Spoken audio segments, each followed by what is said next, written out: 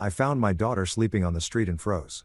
Her husband had sold their home and married his mistress years ago, leaving her with absolutely nothing. I took her in. The next day, I went to his apartment building. When he opened the door, what I did. He will never forget. The first time I saw her there lying on the ground like just another shadow in the city, I felt something inside me break forever. It was a Friday night, one of those nights where the cold chills you to the bone, even when you are wearing a coat. I had just gotten off the bus with my hands still shaking from the exhaustion of the trip. I just wanted to get home, make some hot coffee, and rest a little before sleeping. I did not expect to find anything out of the ordinary on that 5-block walk. But that night, God had other plans. I saw her from afar, a hunched shape on the corner between two cardboard boxes. She did not move. She did not speak. She did not ask for help. At first, I thought she was just another homeless person like so many who sadly populate the streets when night falls. But something made me look twice. I do not know if it was the hair long, dark, and familiar, or the way she had her arms tucked against her chest like she did when she was a little girl and felt cold. I approached slowly with my heart beating so loud I could hear it in my ears. When I was less than 6 feet away, my world collapsed. It was my daughter, my little girl, my blood lying on the street as if she were worth nothing. "Oh my God," I whispered, feeling my legs fail me. "Sarah, Sarah, what are you doing here?" I knelt beside her, although my knees protested at the clumsiness of my movements. Her face was dirty, marked by the dust of the street. Her skin was cold, her lips cracked. Her clothes were worn out and torn in several places. One sneaker did not belong to her. It looked too big. The other was barely a piece of sole held together by 2 threads. I touched her shoulder carefully.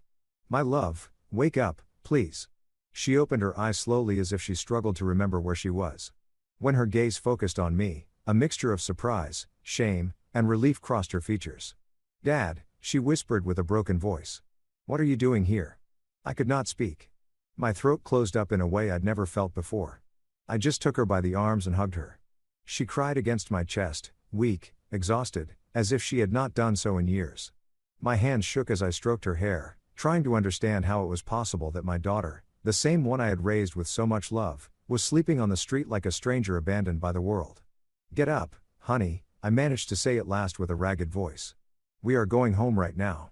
You are not staying here 1 second longer." She trembled when she tried to stand up. We had to do it little by little, leaning on me like she did when she was small and was afraid to walk alone on stormy nights. Her body was so light it worried me. How long had she gone without eating properly? How many nights had she slept like this, exposed to the cold, to the danger, to the indifference of people? "Dad," she said again, almost in a whisper. "He left me with nothing." Her voice broke pronouncing that sentence, and I understood everything. I did not need to hear more to know who she was referring to. Her husband. The same one I never fully approved of. The same one she defended so many times. The same one who convinced her that I was too protective. The same one who promised to take care of her and he destroyed her. But it was not the time for questions. It was not the time for guilt. It was the time to take her home and protect her. I helped her walk the few blocks to my house. Every step seemed to weigh a ton. She cried in silence. I did too, although I did not let her see me. When we entered, I wrapped her in a warm blanket and sat her on the sofa.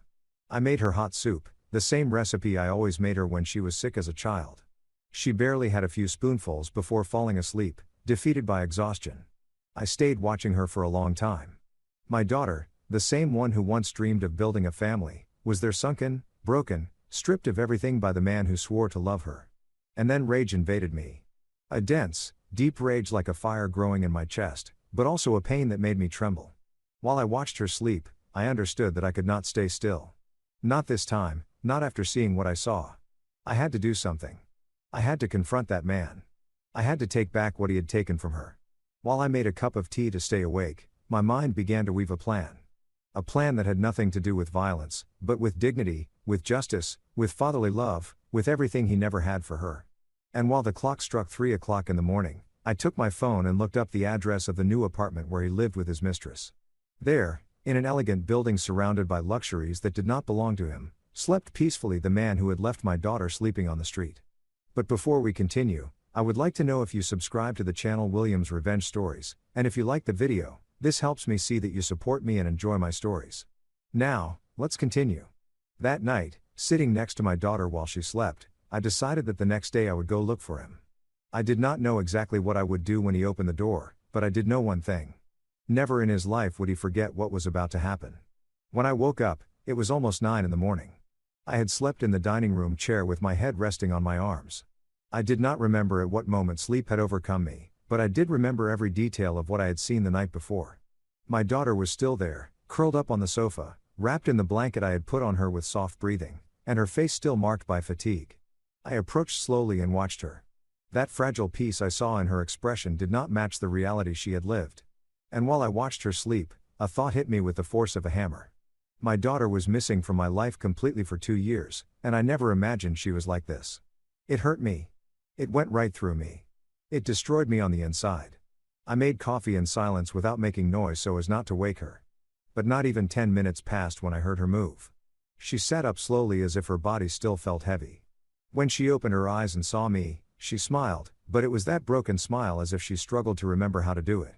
"Good morning, Dad," she whispered. I went over and sat next to her.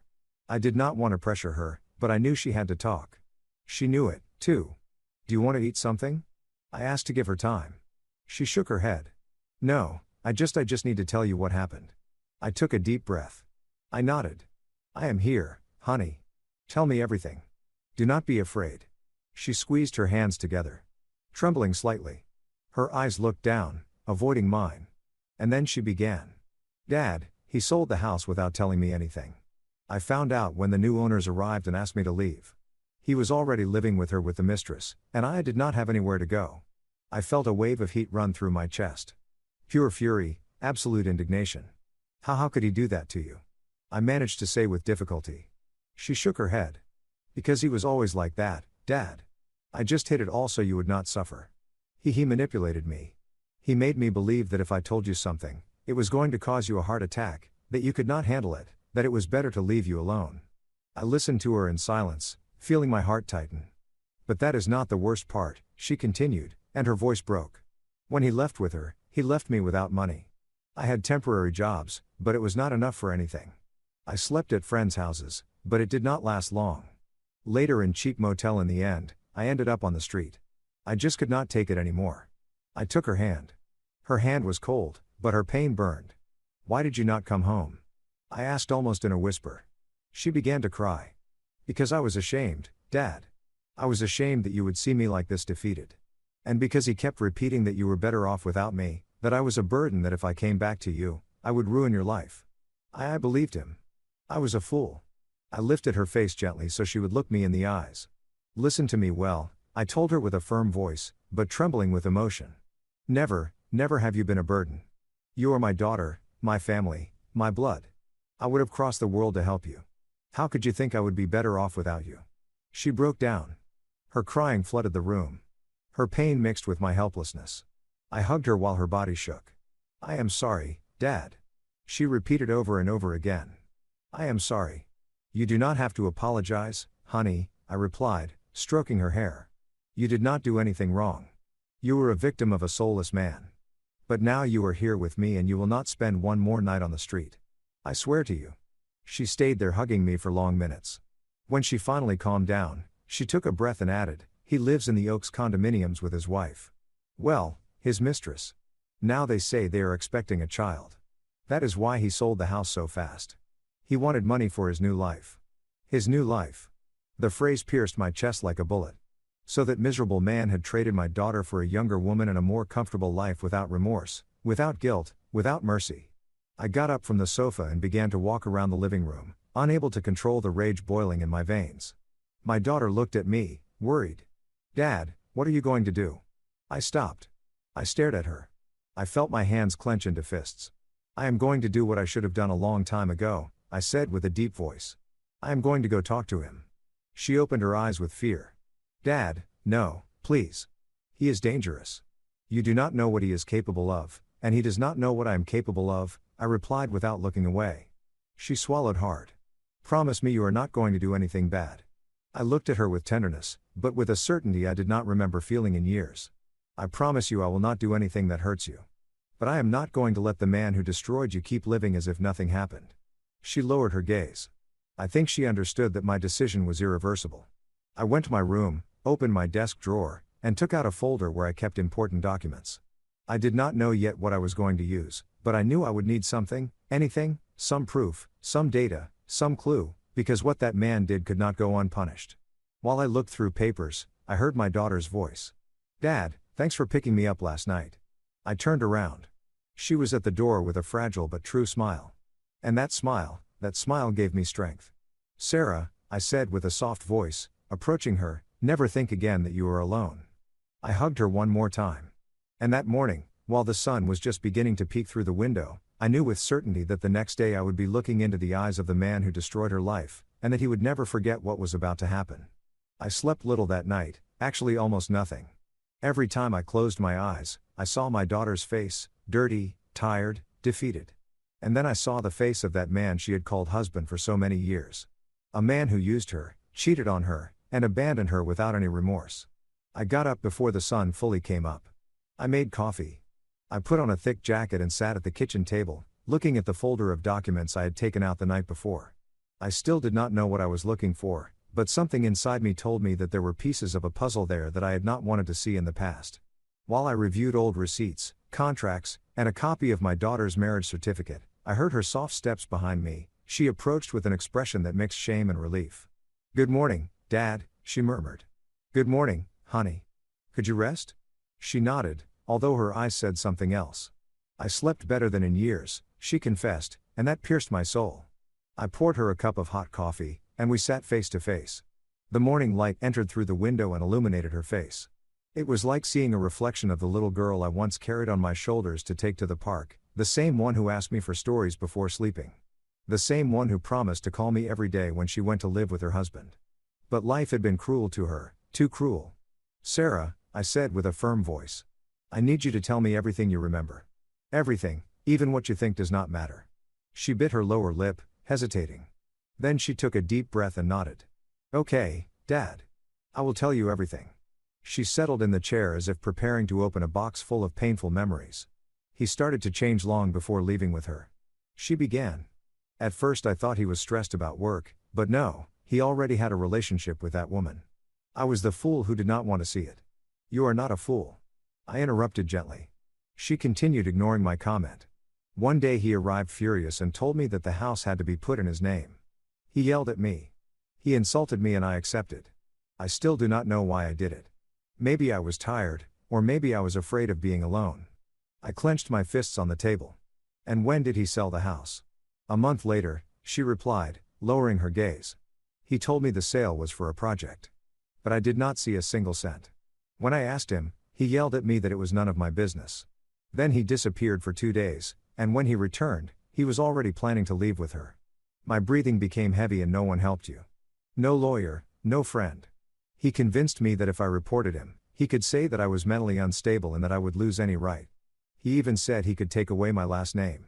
He terrified me. Dad. I felt something I could not describe. It was not just rage. It was an ancient, deep, almost primitive pain, as if the injustice committed against my daughter had been nailed into my own skin. I got up from the chair without wanting to, driven by the need to walk. She looked at me worried. "Dad, what are you thinking?" "I am thinking," I said with a racing heart, that man is going to pay for everything he did to you. That I'm going to look him in the eyes and I'm going to remind him who I am, and that I am not going to allow him to destroy your life again. Never again." She stayed silent. Then slowly she spoke. "Dad, I am scared." I turned and looked at her with tenderness. "You do not have to be scared. Not while I am alive." She got up and hugged me. Her body trembled, mine, too. We were two wounded souls trying to find strength in each other. When she pulled away, I thought she wanted to rest, but she went to her bag and took out an envelope that was crumpled and almost torn. "I found this a long time ago," she said. "He does not know I have it. I kept it without knowing why, but maybe it will be useful to you." I took it in my hands. I opened the envelope carefully. Inside were copies of printed emails, contracts, text messages, all related to the sale of the house. There were suspicious bank movements, deposits to unknown accounts, and one thing that caught my attention. A message from the mistress telling him, "Sell it now." We needed to close the deal on the apartment. I rested my hands on the table. I felt that everything fit, every piece, every deception, every lie. That man had not only abandoned my daughter, had not only manipulated her, had not only left her on the street, he had scammed her. He had stripped her of everything that was hers. And on top of that, he had used that money to build his new life. I stood for a long minute looking at those papers. There was the beginning of my path. There was my weapon. There was the door to destroy what he had built. I returned the papers to my daughter and caressed her face. "Honey, thanks for trusting me." She smiled weakly. "What are you going to do with that, Dad?" I took a breath. "I'm going to get justice, but not with blows, not with violence. I am going to do it as it should be done, with intelligence, with strategy, and with calm." I took a step toward the window and looked out. "Today, I am not going to go see him yet," I added. "Not until I have everything I need. But soon, very soon, he is going to know what it is to face a father who has seen his daughter suffer." She approached, rested her head on my shoulder, and murmured, "Dad, I am afraid he will hurt you." I smiled without looking at her. "Do not worry. He is not going to touch me. He will not be able to." My hands closed into fists. The plan had been born, one that he would never see coming, one that would change his life forever. I spent the morning reviewing every document my daughter had kept in that crumpled envelope. They were loose pieces, fragments of a puzzle that finally was beginning to show a clear picture. But I knew that if I wanted to unmask that man, I could not stick only with loose papers and suspicions.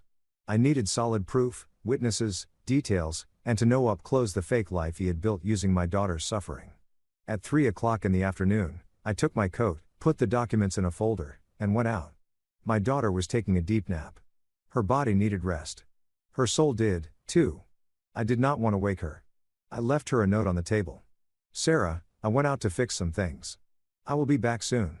Rest, Dad." While I walked to the bus stop, I felt a mixture of anguish and determination.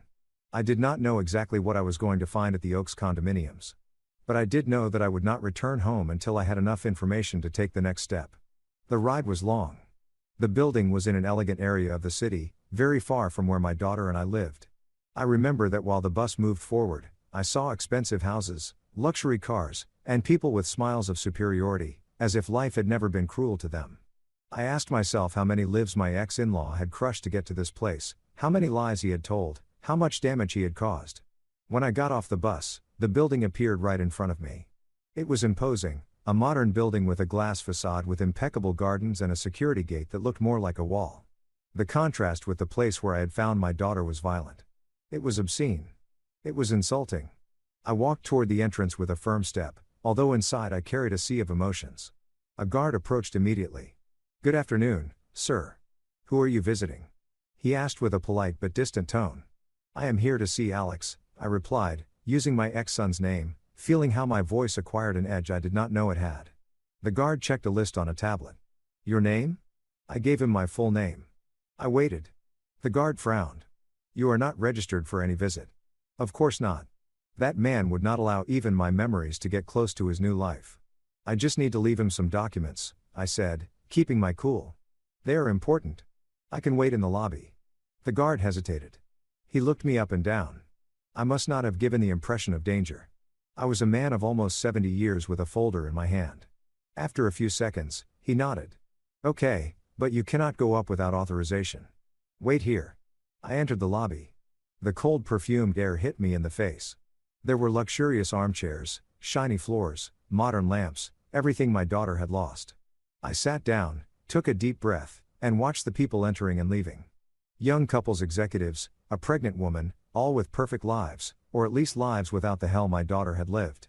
15 minutes later, I heard a familiar voice. It was not my ex-in-law's. It was a woman's voice. "Are you Sarah's father?" I turned around. It was a neighbor. I knew it instantly. She was carrying a bag with groceries, wearing elegant clothes, and had that expression of someone who knows too much, but does not know if she should speak. "Yes," I replied, standing up. "I am her father." She looked to the sides as if fearing someone would hear.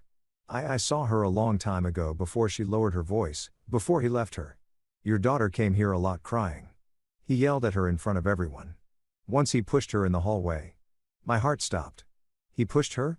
I asked, feeling a wave of fury. "Yes," she said with a frown. "I reported it to the administration, but he said she just tripped. And since he is friends with the supervisor, well, you know how this works." I did not know whether to thank her or cry. My daughter had suffered more than I imagined. "And do you know if he lives here with her?" I asked. The neighbor lowered her gaze. "Yes. She came to live here even before he separated from your daughter. Many people knew. Everything was an open secret. I lost my breath for an instant. The deception had been deeper and more brazen than I thought. The woman came a little closer. Your daughter did not deserve that, she said firmly. Nobody deserves it. But he believes he is untouchable. Untouchable. That word echoed in my chest. Thank you. I replied with a low but firm voice. Thank you for telling me. She nodded and walked away, leaving me alone with thoughts that were no longer thoughts. They were fires. They were knives. They were decisions. I looked at the elevator. I knew I could not go up. I knew that today I could not confront him yet. But I did need to see more. So I left the building and walked around the structure looking for signs of his life from the outside. And there he was on the 4th floor balcony, him, my ex-son-in-law. He was laughing with a glass in his hand, laughing as if life belonged to him, as if he had never hurt anyone. And by his side was the mistress, the woman for whom he destroyed my daughter, the woman who was heavily pregnant. There was music, there was celebration, there was happiness. I felt something inside me split because while they celebrated their new life, my daughter was sleeping in my house after having lived on the street. I did not move a single muscle, I just watched until he went back inside the apartment, not imagining that from below the man he should have never despised was watching him. That day, as I walked away from the building, I understood everything. I was not going to hit him. I was not going to insult him. I was not going to confront him like a furious old man. I was going to destroy him with the same calm with which he destroyed my daughter. But unlike him, mine would not be cowardice. It would be justice. I walked back home slowly with the folder pressed against my chest and my mind full of images I could not erase. Every step seemed heavier than the last. The echo of the laughter I had heard on that balcony kept pounding inside my head like a hammer. Years had passed since I felt such an explosive mix of hate, pain, and determination. When I arrived, the sun was going down. The house was silent. But that silence was not empty. It was the silence of peace my daughter needed. I approached the sofa where she had slept the night before. This time she was awake, staring out the window as if trying to understand at what moment her life had broken. Sarah, I said softly. She turned her head and smiled, but that smile hurt. It was a smile of gratitude overshadowed by sadness. Dad, you're back. I sat next to her. There was a long silence between us, one of those silences that speak for themselves. She knew I had gone to the building. I knew she wanted to ask, but neither of us spoke at first. Finally, I took a deep breath. I saw him. She tensed her shoulders. Him? Yes, him and her. She looked away and pressed her lips together as if she wanted that conversation to end quickly. I did not blame her. Reliving that pain was like opening a freshly closed wound. They seem happy, I added without emotion, as if the words had no owner. She closed her eyes for a moment. I knew it, she whispered. But it hurts anyway. I took her hand and squeezed it. Honey, you do not deserve to carry this shame. You do not deserve to carry his trash on your back. He did not destroy you because you were weak. He destroyed you because you are good. And good people sometimes trust the wrong person. Her eyes filled with tears, but she did not cry. She stayed still, listening. I do not want to avenge you out of anger, I continued. I want to do it because he owes you. Because he snatched your home, your dignity, your peace of mind, and because I, as your father, am not going to die without making sure you get your life back. Her lips trembled. Dad, please do not do anything that puts you at risk. I will not, I replied firmly. I am not an impulsive young man anymore, and I do not need to yell at him or touch him to destroy him. What I will do, I'm going to do well. I am going to do it like a man who has lived long enough to know that justice is more powerful than rage. She stayed looking at me for a long time, as if she were trying to recognize herself in my words, or perhaps trying to recognize the father she once thought invincible. Dad, I love you, she said, breaking a little. I hugged her, a long real hug, one of those that hold the soul together. I felt her tears on my shoulder, and I thought that although the world had been cruel to her, I would never allow it to trample her again. When she calmed down, I helped her stand up. She walked to her room with slow steps, but more secure than the day before. I stayed alone in the living room. I looked at the folder on the table, the documents, the messages, the proof of the betrayal. And there, in that heavy silence, I felt the clarity I had been waiting for since the moment I found her sleeping on the street. It was no longer just pain. It was no longer just rage. It was a purpose. A purpose so solid it seemed part of my own body. I approached the window. Night had already fallen. The street lights illuminated the solitude of my home. I thought about my daughter sleeping safe under a roof again. I thought about the man who had destroyed her and who now lived like a king. I thought about the woman accompanying him, about her pregnancy, about the perfect life they had built on lies. And without realizing it, I spoke in a low voice. Tomorrow I will start. But before continuing, I would like to know if you subscribe to the channel and if you like the video. This helps me see that you support me and enjoy my stories. Now, let's continue. I took the folder and opened it once more. Every document was a seed of truth. Every message was a crack. Every signature, every date, every printed conversation was a knife I could sink with surgical precision. I did not need violence. I did not need threats. I did not need to risk my freedom or my integrity. I just needed to organize it all. And then I knew what I had to do. I began to classify the papers by dates, then by type, then by legal relevance. I took out an old notebook I kept in the drawer. That one where I wrote down household expenses, birthdays, and reminders. That day that notebook became my weapon. There I traced the first lines of the plan. A slow plan, a cold plan, a plan impossible to stop when it started rolling. My ex-in-law had a weak point, one he had not noticed until that moment. The mistress did not know that the house he sold belonged to my daughter. She did not know it was bought with mutual effort from both of them. And above all, she did not know that he committed fraud by putting the property in his name through emotional manipulation and threats. The walls of that luxurious apartment were built on a secret that only I could destroy. I closed the folder. I breathed deeply. I looked at the clock. 10 at night. My daughter was sleeping peacefully in her room. I, on the other hand, was awake, more awake than at any other moment of my life, because I knew something with absolute certainty. Tomorrow would be the beginning of the end for him, and the beginning of a new life for my daughter. I slept barely a few hours, but I got up with a clarity I had not felt for decades. The sunrise entered through the window like a golden line, splitting the darkness of the bedroom in two. I dressed slowly with the solemnity of someone preparing for something inevitable. I washed my face, combed my gray hair, and looked in the mirror. I did not see an old man. I saw a father. I saw a protector. I saw someone who had gotten tired of life taking away what he loved. I took the folder with the evidence and put it in my leather briefcase, the one I used many years ago when I still worked. Before leaving, I passed by my daughter's room. She was sleeping deeply, breathing with a rhythm I had not heard since before her marriage. I watched her for a moment. I adjusted a blanket over her shoulders. Today I start giving you your life back, I whispered without her hearing me. I left and closed the door carefully. The road to the condominiums. The Oaks felt different this time. There was no anguish or uncontrolled rage, only determination. Every step was a silent declaration. I am coming for you for what you did, for what you destroyed. When I arrived, the guard recognized me. He took a deep breath as if he already sensed the storm I brought with me. Good morning, sir, he said with certain discomfort.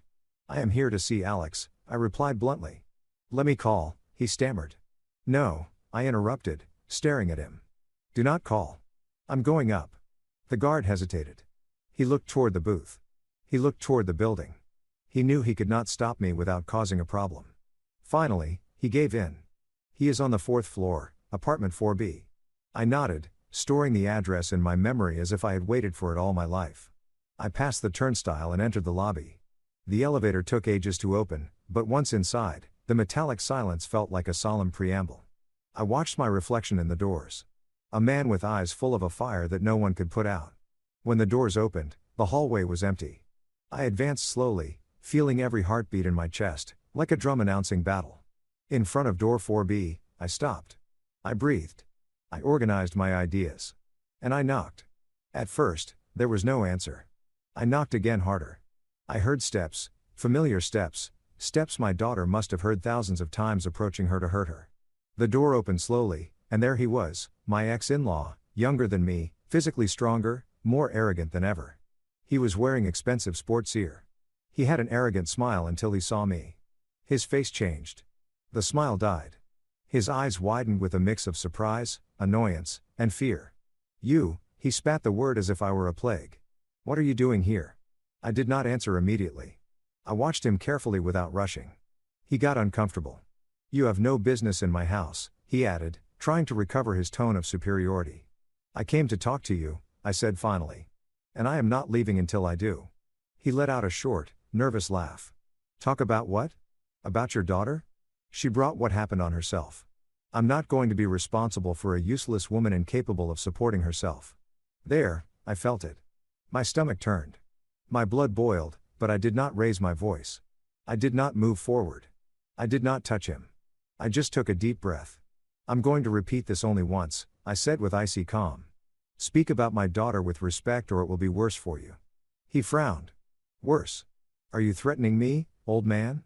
No, I replied, locking eyes with him. A threat is saying something that might happen. I do not work with might. I work with facts.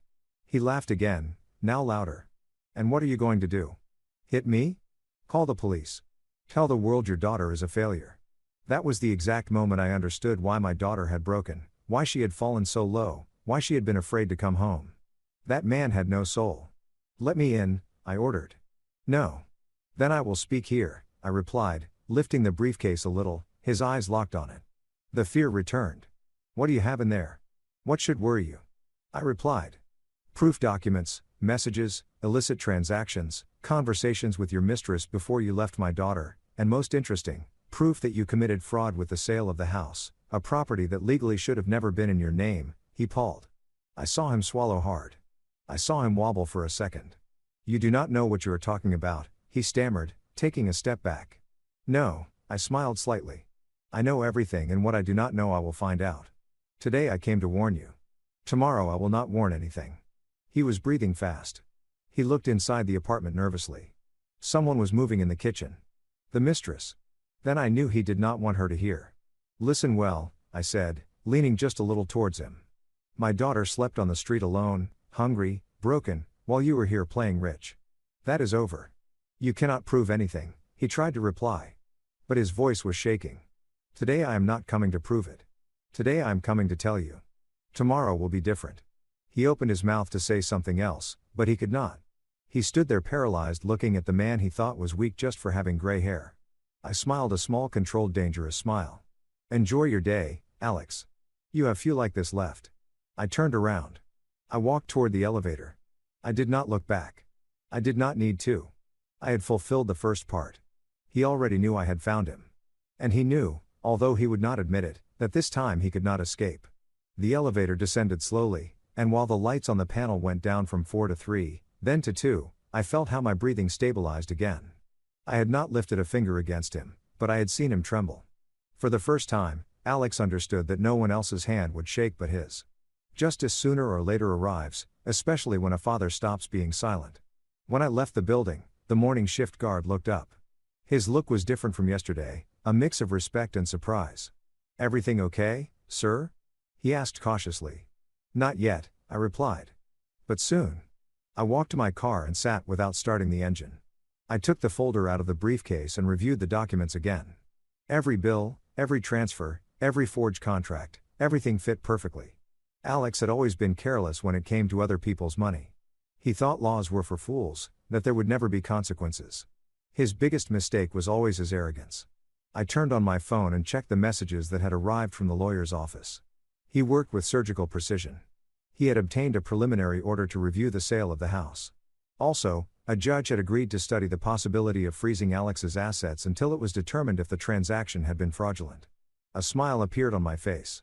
It was not revenge. It was balance. It was justice. However, before continuing with my plan, I had to go back home. I wanted to make sure my daughter was okay. I stopped by the neighborhood bakery and bought fresh bread, orange juice, and some fruits she always liked as a child. That small gesture made me feel like we were recovering something lost. Upon entering, I heard noise in the kitchen. I approached slowly. There she was with her back turned making coffee. When she turned around and saw me, her face lit up. Dad, I thought you were still sleeping, she said with a shy smile. I went out early. There were things to resolve, I replied, leaving the bag on the table. She came over to hug me. Her skin smelled of soap and her hug trembled, but it was sincere. That fragility broke my soul. No one should do that to another human being, much less to the person with whom they said forever at an altar. Did you sleep well? I asked, breaking the silence. Much better than in years, she replied, looking at the cup in her hands. Dad, I do not know how to thank you.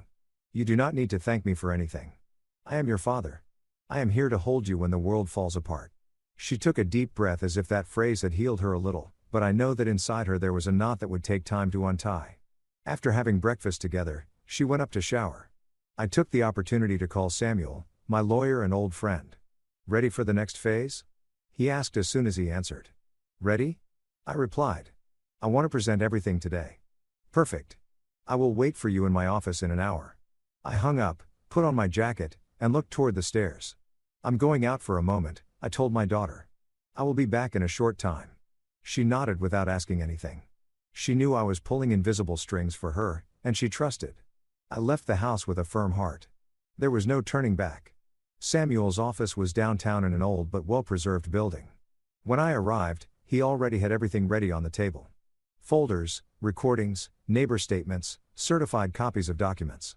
Michael, what you have here, Samuel said, adjusting his glasses is enough to sink him legally. Not only for the fraudulent sale, also for financial abandonment threats and the history of manipulation we can prove with witnesses. I do not want to ruin his life for sport, I replied. I want him to pay for what he did and I want my daughter to get back what is hers. Samuel nodded. Then we are on the right path. I signed several documents. Every signature was like taking another brick away from the castle of lies where Alex lived. When we finished, Samuel leaned back in his chair. Do you want us to notify him today? He asked. Not yet, I replied. Before that, I must do something else. Samuel raised an eyebrow. Something legal as breathing, he smiled. He knew I was a man of principles. But he also knew there were limits that once crossed by others demanded forceful answers. Back in my car, I thought about the inevitable. Sooner or later, my daughter would have to face her past face to face. But before that, it was Alex who had to feel the ground crumbling under his feet. I returned to the Oaks condominiums. The guard looked at me surprised. Here again, sir, relax, I said. I am not coming to talk to him. Oh, okay, he replied with relief. I arrived at the underground parking. I knew which car was his. A black sedan, he showed off as if it were a throne on wheels. I approached and took something out of the briefcase, a laminated sheet that could not be ignored. It was a copy of the legal complaint with the court's date and stamp. Not the original, but enough to give him a nervous breakdown. I placed it carefully on the windshield under the wiper. Then I stepped back a few steps and watched the car from afar. No one else noticed, but I did. That paper was the beginning of the end. When I got on the elevator to return to the surface, my phone rang. The name on the screen froze me. Alex, I answered without saying anything. Old man, he said with a broken voice. What did you do? What is that paper on my car? Why are you messing with my life again? I smiled.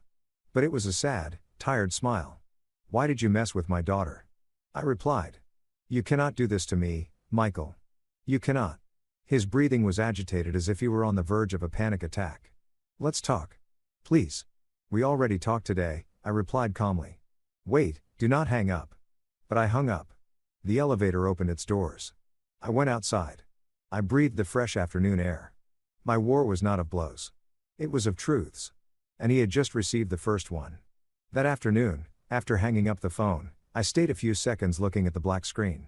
It was strange.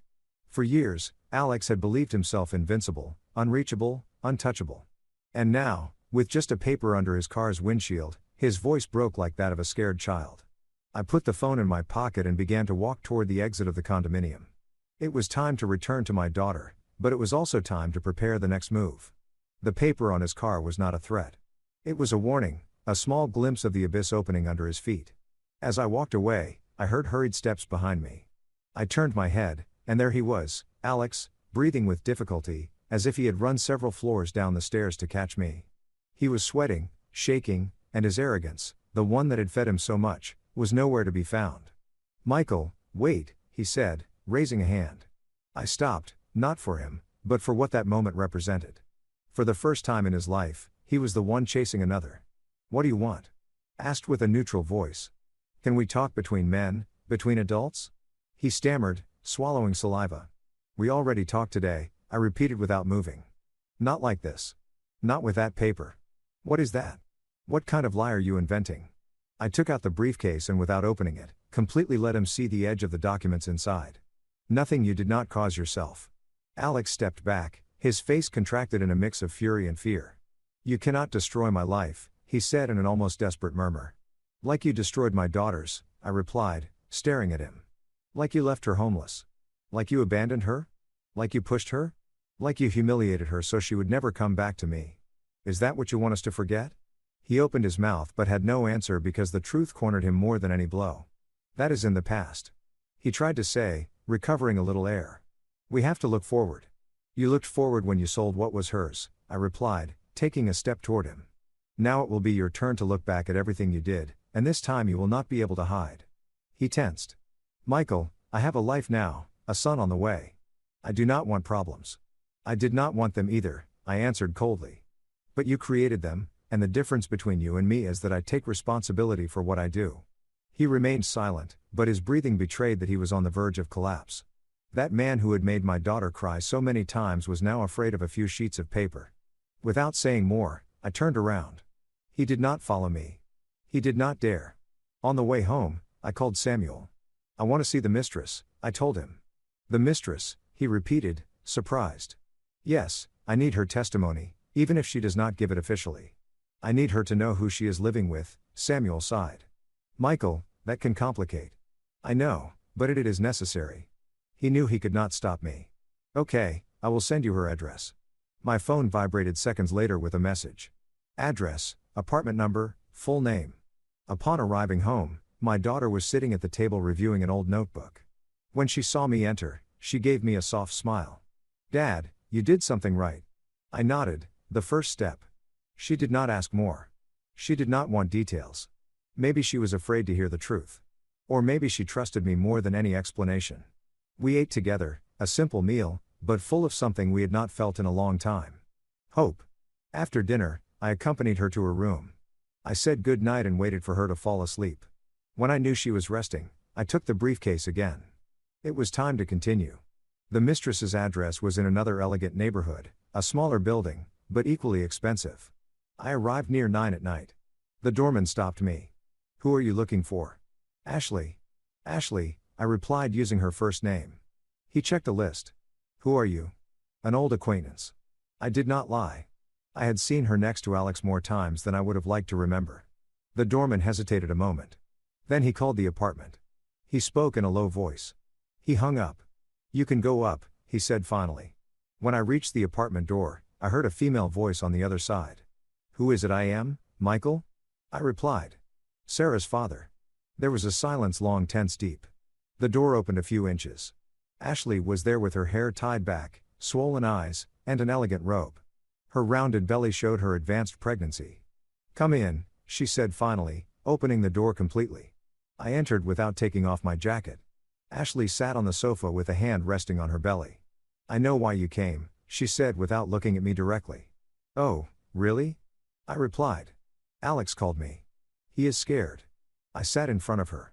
He should be, I replied calmly. She sighed and finally looked me in the eyes. He told me that you want to ruin him. He ruined himself alone, I said without blinking. And he dragged my daughter with him. I'm just putting things in their place. She lowered her gaze. She looked nervous. She looked tired. And for the first time, she looked lost. Michael, she said in a low voice. I did not know that he had left Sarah on the street. He told me that she abandoned him, that she was crazy, that she was violent, that she deserved nothing. And you believed him? I asked, leaning forward. Her eyes filled with tears. Yes, she admitted, trembling. And now, I do not know what to believe. I took the folder out of the briefcase. I put it in front of her. Believe in this, I told her. She opened the folder, looked at the documents, read the messages, the dates, the proof. Her face changed with every sheet. Her breathing accelerated. Her hands shook so much she almost dropped the papers. My God, she whispered. Ashley, I said softly. I did not come to ask you for anything. I just came to show you the truth. What you decide to do later is up to you. She looked at me with red eyes.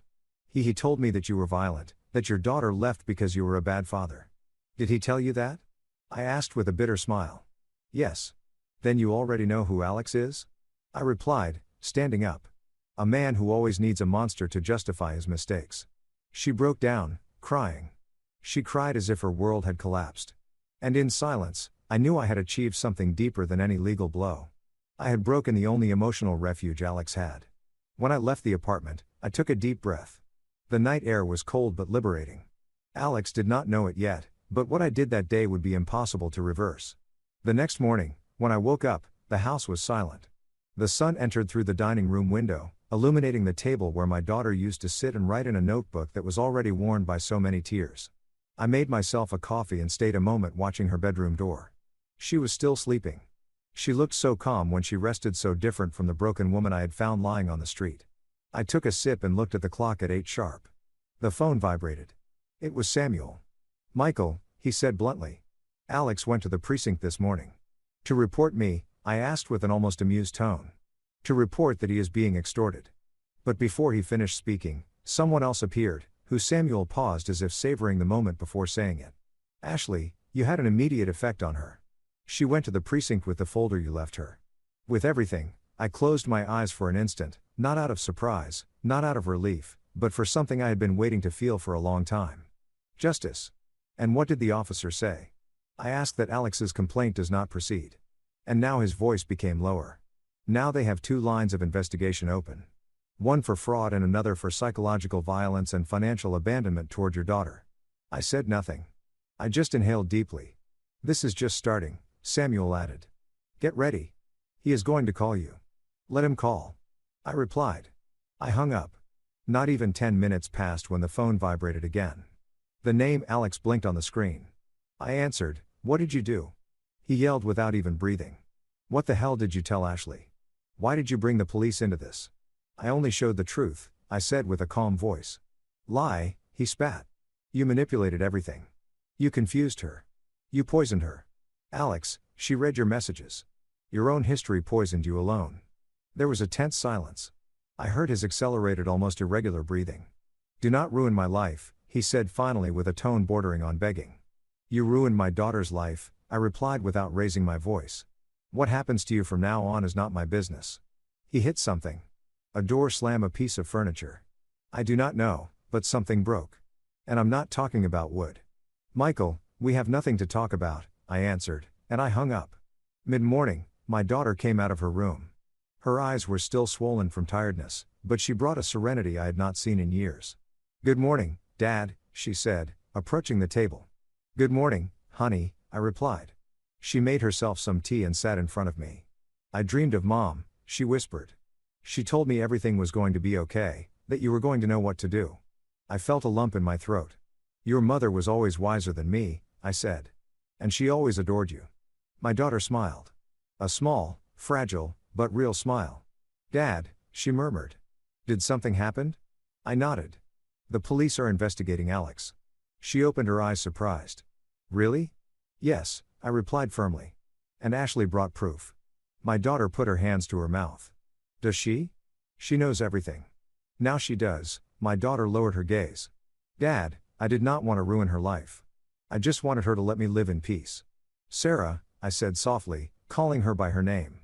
"He ruined his own life. You're just getting yours back." She cried in silence.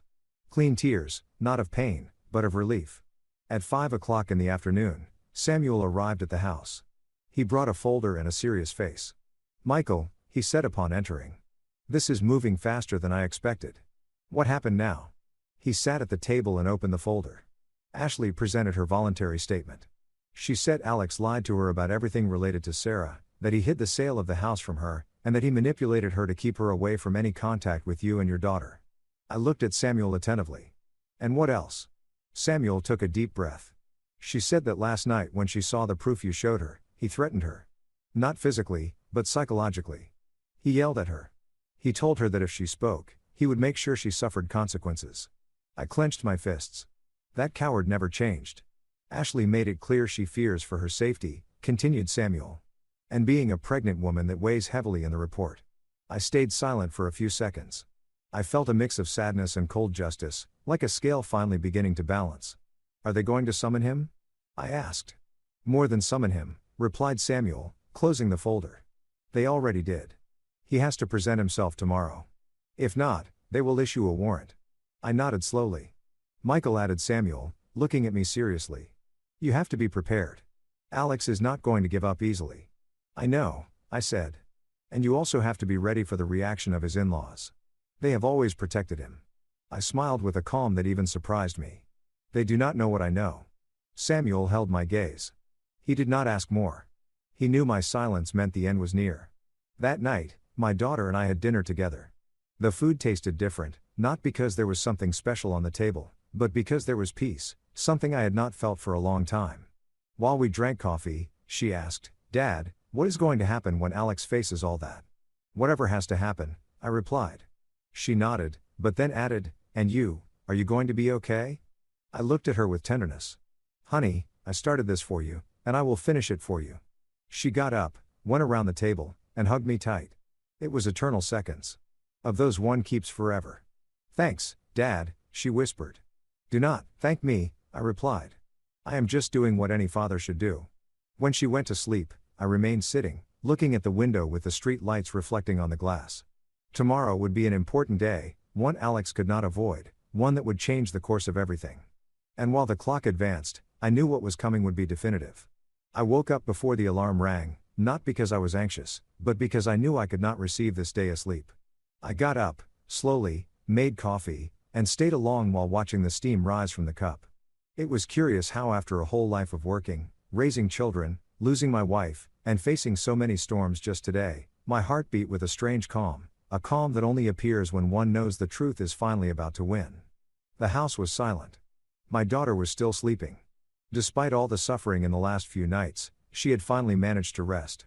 Her breathing from the hallway sounded serene. That more than anything else gave me strength to keep going.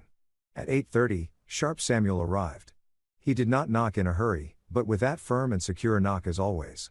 "Ready?" he asked upon entering more than ever. Samuel brought 2 folders, his briefcase, and the serious gesture of a man who knows hard endings, and also just once. "Today Alex must present himself at the precinct," he said while pouring himself a coffee. "And believe me, it is not going to be a simple encounter," I nodded. "And Ashley?" I asked. "She has been there since early," he replied. "And she is not alone. Her mother is accompanying her." That surprised me. The mother Samuel smiled barely. "It seems last night Ashley talked to her, and she told everything she had lived. What he told her, what you showed her, what he had done with your daughter."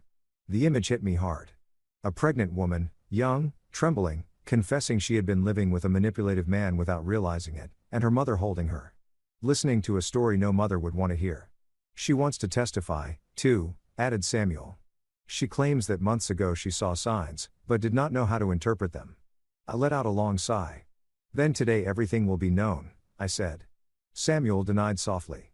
"A part, but it will be enough for Alex to stop pretending to be a respectable man." At 10 o'clock we left for the precinct. The place was busier than usual. There were voices, whispers, people entering and leaving, and there, sitting with her gaze down, was Ashley. I had not seen her since that night. Her hands rested on her belly, and it was clear she had cried recently. I approached slowly. "Ashley," I greeted with a warm tone. She looked up. Her eyes were red. But in her expression, there was something more than sadness. There was decision. "Mr. Michael," she whispered. "Thank you. Thank you for opening my eyes," I denied softly. "Do not thank me. You opened your eyes alone. I showed you a mirror." She pressed her lips together and nodded. "My mom is inside," she said. "She is talking to the officers." "Good," I replied. "It is important." At that moment, the precinct door opened suddenly. Alex appeared. He was dressed well as always, but his appearance was far from his usual arrogance. He had a wrinkled shirt, messy hair, and agitated breathing. But the most shocking thing was his look, a mix of fear, rage, and desperation. When he saw Ashley, his face tensed. When he saw me, he lost color. "You," he spat between his teeth. "So you did it. You turned everyone against me." "No, Alex," I told him calmly. "You did it alone." Ashley stepped back when he approached. Instinctively, I put myself in front of her. "Alex," I warned him. "Not one more step." He looked at me with a hatred I had never seen in anyone. "You destroyed my life," he said. I tilted my head a little. "No, I just stopped allowing you to destroy my daughters." Samuel took a step forward. "Alex, it is time. Go inside." He stayed still as if his body refused to move. "I am not going to declare anything," he said. "Perfect," replied Samuel. "We will do it without you." That "we will do it without you" hit him more than any insult. Inside the scene was different. Ordered cold official. Statements were taken one by one. First Ashley spoke. I heard her from behind the glass. Her voice was soft but firm. She told everything.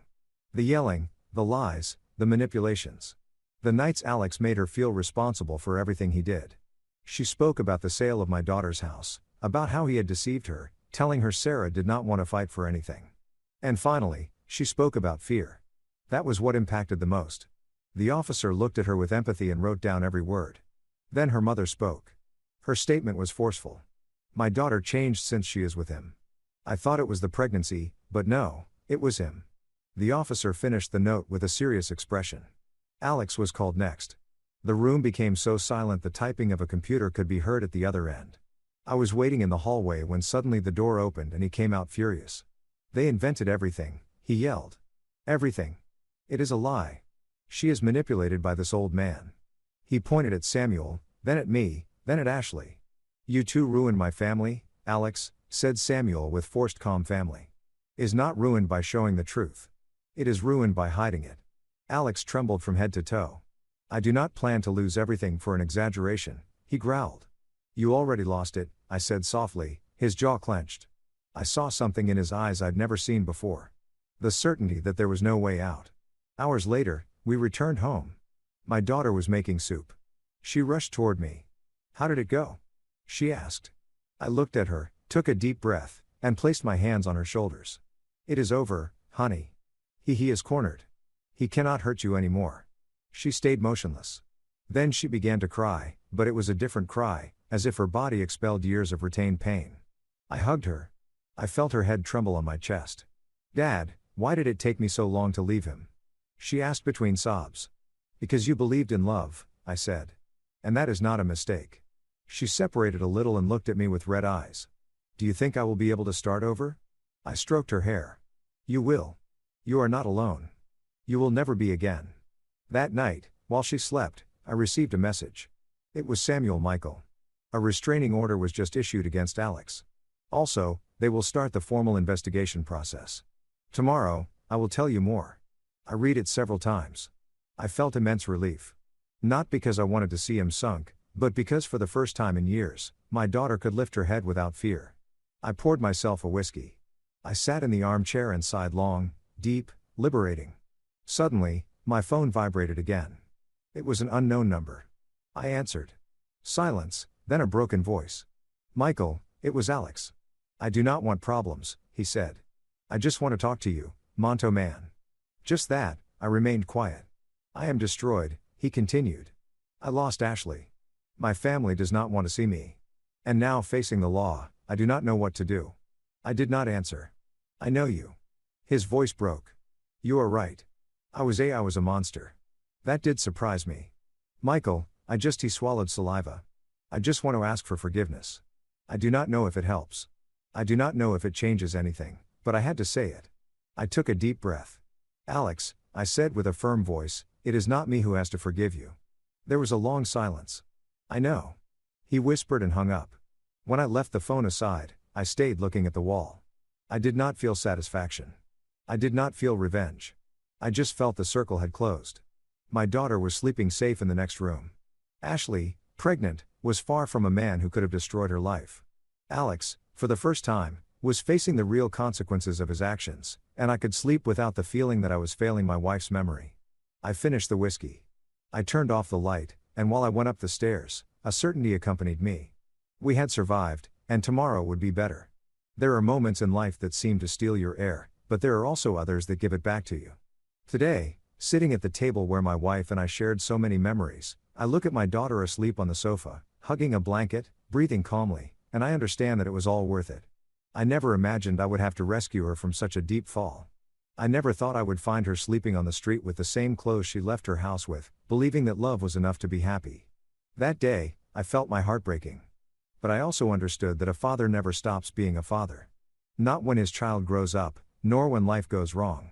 In these months, I have learned that justice is not always fast, but when it arrives with a force that changes everything. My daughter has started therapy. She is rebuilding her self-esteem, and she has returned to looking in the mirror without shame or fear. And I have returned to feeling that I still have something to offer this world, even though I am close to turning 70. Regarding Alex, I do not hold a grudge, I do not need it. Life itself has taken charge of showing him that actions have consequences. He lost more than a house or a position. He lost the mask with which he deceived so many. And although he asked me for forgiveness, he understood that that forgiveness was not mine to grant. It was my daughter's. And she someday will decide what to do with that wound.